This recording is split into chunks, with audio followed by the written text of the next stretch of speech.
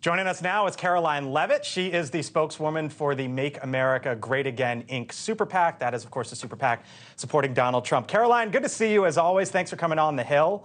What do you make of those comments there from Ron DeSantis?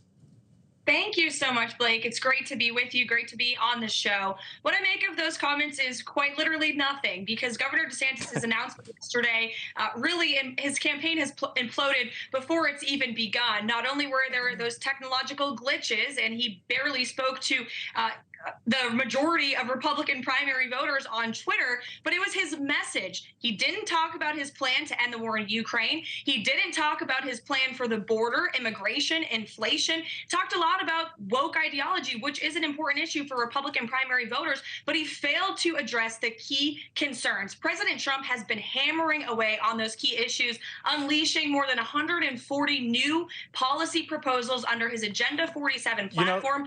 That's why he's leading in states like Iowa and New Hampshire by more than. I'm glad you talk about the states, Karoline, because Ron DeSantis coming up next week. 5 stops in Iowa, 4 stops in New Hampshire, 3 stops in South Carolina. You just heard Sean talk about the importance of the early states there. Does President Trump need to get on the ground and do some retail politicking?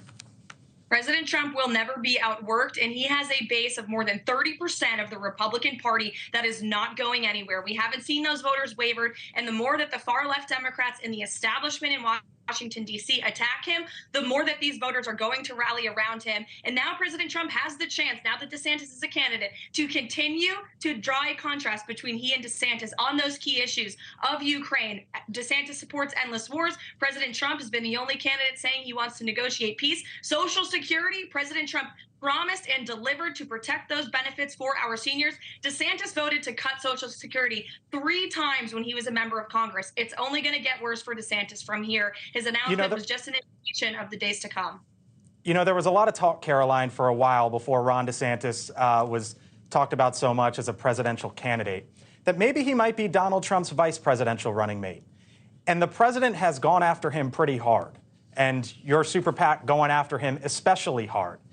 From your view, and you know the president, you were in the White House, you're in the Super PAC around him. Did Ron DeSantis potentially disqualify himself in your eyes as a vice presidential running mate to Donald Trump, if it gets there?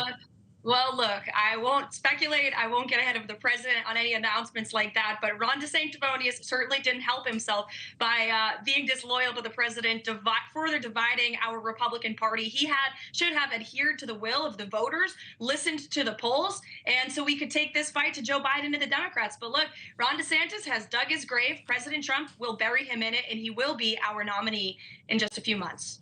Thanks for watching. Go to newsnationnow.com to find NewsNation on your television provider. And don't forget to subscribe. Click the red button to get more of NewsNation's fact-driven, unbiased coverage.